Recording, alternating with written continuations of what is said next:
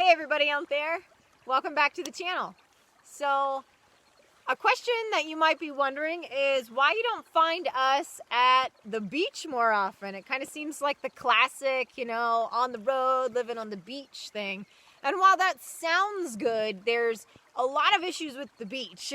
So we'll explain to you guys why you don't find us at the beach more often, and also maybe give some things to think about for people that are getting ready to live on the road that you might also take into consideration why you might not be at the beach as often as you think. So here we go. First off, beaches are crowded, and you know how much we love crowds. Yeah, that's why we're here. This is our beach.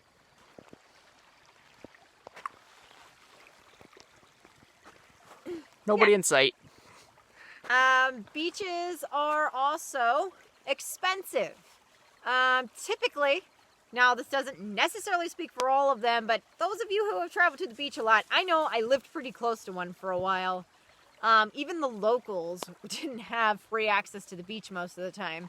There was an area in Florida called Honeymoon Island. For those of you that have spent some time on the Gulf Coast, you might know it.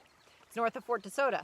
Kind of a nice little beach, but I saw over the years it get more expensive, and I think the last time I checked, I think it was it's been a couple years since I've been there, many years, and it was $8 entrance fee, so that was just to get into the beach. A lot of other beaches I've been to, you pay to park. You almost always pay to park, a parking lot or meters or whatever, especially the popular ones. So any of the big trendy areas, a lot of places on the East Coast, Florida, South Carolina, those beaches, or even the West Coast beaches like Southern California, all those so-called great areas, great beaches, you're probably paying to get there. So, Yeah, usually just trying to find a parking spot is a big enough hazard, then you got to pay on top of it. So yeah, so stress and you're spending more. So if you're trying to stay on a budget like we are, you're going to blow your budget by hanging out at the beach. yeah, the few times we've gone to the beach is actually just to go try to see whales and seals and stuff like that. So that's usually way up in kind of like Oregon and Washington. It's a different environment. I mean, I would say that's like coastal. And while it is kind of a beach, it's definitely different than most beaches, most public beach spots that you hang out at. But yeah, that's kind of the only things you'll really see of us on the beach typically is just hanging out on the coast. It's usually more like a grassy slope than your typical sandy beach too. And yeah, we just and another big thing is that most beaches don't allow dogs, and if they do, they have to be on leash. Yeah. So we're here, and I don't even know where they're at. Kalani's. He's back there. Cuckoo. He's playing with rocks. He's over there, dinking around. Lily just found a jawbone of something, so she was chewing on that. So they were liking that, and then on top of it, there she is. She's scrounging around. You having a good time? We just got done eating. We're actually camping right down the road here, so we'll walk to it. But we just seen a fox up there somewhere. Yeah. So you usually don't get that at the beach either, because people scare them all away. And so yeah, so we like our quiet camps, and so other things about the beach. Most of them you can't have campfires. I know there's these romantic scenes of having a campfire on the beach, but that's not most beaches. Mm-hmm. So that kind of sucks for us because that's warmth. It's also food. I mean, you can save a lot of money by cooking your food on a campfire, not using up all your propane. Plus, food on the campfire is amazing. So you kind of nix that too. What else? So you guys playing? Dogs is a big one. Get him, little bear. Go, little bear, go. And you want happy dogs. Like these guys. We just cooked up some chicken for them, so they're super antsy now. They're ready to go. So, now it feels like we're in the wild. When you're on the beach, another thing with the dogs is, I don't know if you said, but not only can most of them, you can't have dogs. I mean, we've had a heck of a time trying to find a spot where we could actually bring the dogs. And then any of the ones that we could have them, there's always a sign that says they need to be on a leash. And it's like impossible to have a dog on a beach on a leash.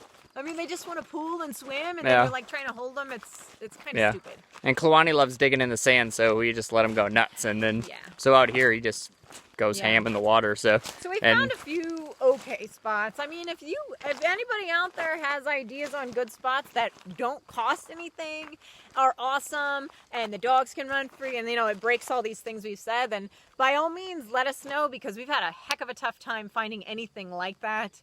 And yeah, that's pretty much why we don't do Southern California. We kind of just jump over right away after we get done with about mid-California. So that's why we don't do the San Diego and whatever LA down there. So it's all expensive anyways, so it's not our cup of tea, but on top of it, there's really not much for us.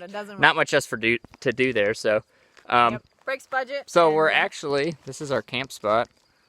Here we are. Clue found our driveway. So this is our view. Yeah. Sun's just going down here, so hoping to have some good stars tonight. But yeah, we got water down there so we can filter. The dogs can hang out. We're in the desert, so it's been nice, all the cactus are around. So we can stay here for about probably at least a week at a time and head back out and grab some more food. But another thing that we don't really like about the beach is all of the sand, especially the fine sand. Because when you're actually living on the road full time and you're living out of whatever vehicle you're in, it gets sand all over. I mean, especially with dogs. Yeah, us alone we get a lot of sand, but yeah, the dogs just track it in. This is by far the dirtiest our vehicle gets is when we're down in the desert, because up north it's mud, dirt, and that never actually breaks into the vehicle. But down here they bring sand in like all the time, which is nice now because they don't jump right into the bed, so now they jump up. So now the floor is nasty, but you can vacuum that out or shake out the rug, so that's all right. Sand everywhere, and then it ends up like in your mouth after chewing. But they like to roll around in the dust, so then it gets even worse. So. Yep. So yeah, so if you're, your rig will be full of sand if you're hanging out at the beach all the time. Yeah. So hanging out here kind of solves all those issues. Like, this is kind of our beachfront. It's not really, it's in a desert wash, but if we find water, that's our beach. So that's the best case scenario. We've got rocks and peace and quiet and stars, and couldn't ask for more. Now we're not solving the sand issue because we're definitely still going to pick up some sand, but we'll deal with it. It's awesome. What you think, bud? You like the swimmies here? All right. Oh, the bear's still going on. You want to play? Good boy. All right. We'll see you guys next time. Bye, guys. Hope Bye. that helped.